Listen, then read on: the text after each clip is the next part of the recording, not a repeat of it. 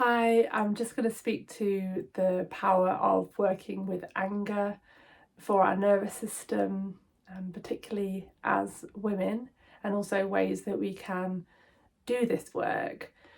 And I'll start by sharing some of my own experience. So I had chronic fatigue in my early 20s. I only started to get better when I realised I had unexpressed anger in my system and I started to feel it, started to be able to let it flow through my body.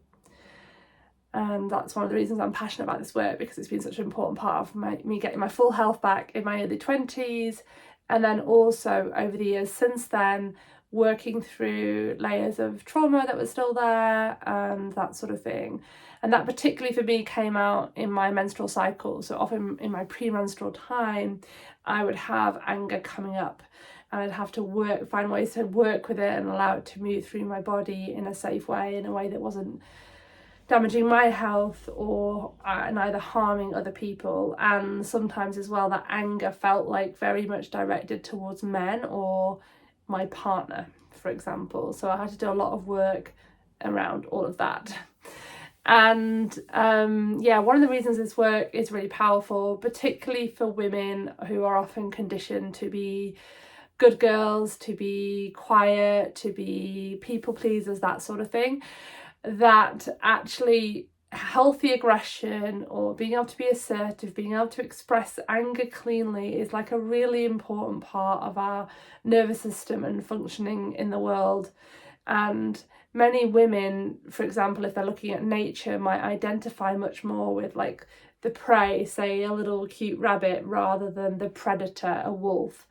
Whereas actually, like, both of these energies are part of our nervous systems, and we can access like healthy anger, healthy, being able to healthily assert ourselves, being able to feel anger as a force of like I matter, self-protection, self-preservation, and that often we end up with layers of unexpressed anger, which actually then it can be more detrimental to our health, but also to our relationships, because it's more likely then to come out in an explosive way.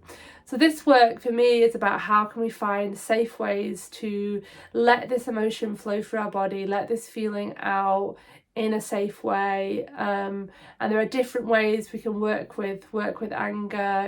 We can share it with people that we love and feel safe with. We can really sit with anger and let it dissolve and change on its own. And then there are somatic practices, which I've been sharing a lot of recently, of ways to help it to move through the body, move through and out of the body. There's also other approaches like internal family systems, which I've also shared a bit about. You can also tap with anger, you could journal with it. There's so many different ways you could work with it. Yeah, and the other piece in terms of coming out of the freeze response is that, like, when we've got trauma in our system, when we've got fight or flight energy that wasn't able to express ourselves, and a part of ourselves froze in time in that moment, that can mean there's energy there that needs to get out of our systems.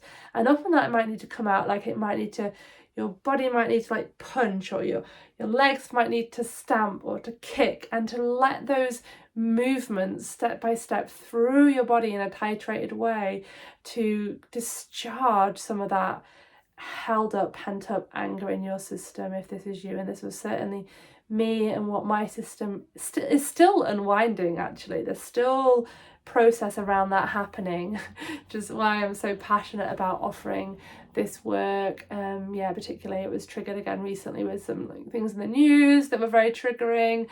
I feel like my system is very sensitive to things like around women not being safe, girls not being safe, that sort of thing, partly because of my background and what was happening in my family system, without going into the details of that right now.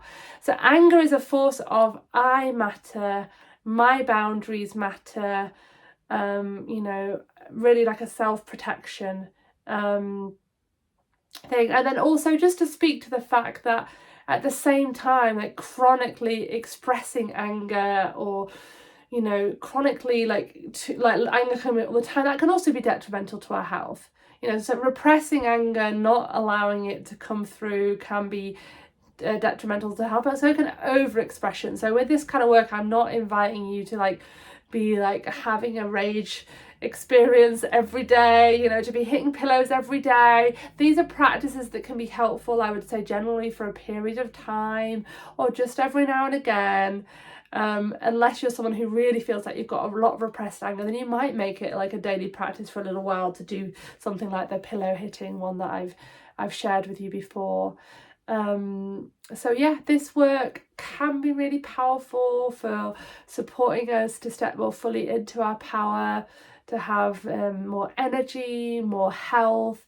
Like a lot of chronic health conditions can be very much linked to repressed emotions in our body, whether that is anger or grief or fear or a combination of different emotions that we haven't had the safety to metabolize, to let through our systems, and to bring some more relief and healing from. So yeah, I hope some of that makes sense today. Let me know in the comments below, and I look forward to seeing you soon. And if you're not already following my work, I'm at Frances Goodall on YouTube and Instagram and Facebook, and my website is francesgoodall.com. And I wish you well today and all days. Bye for now.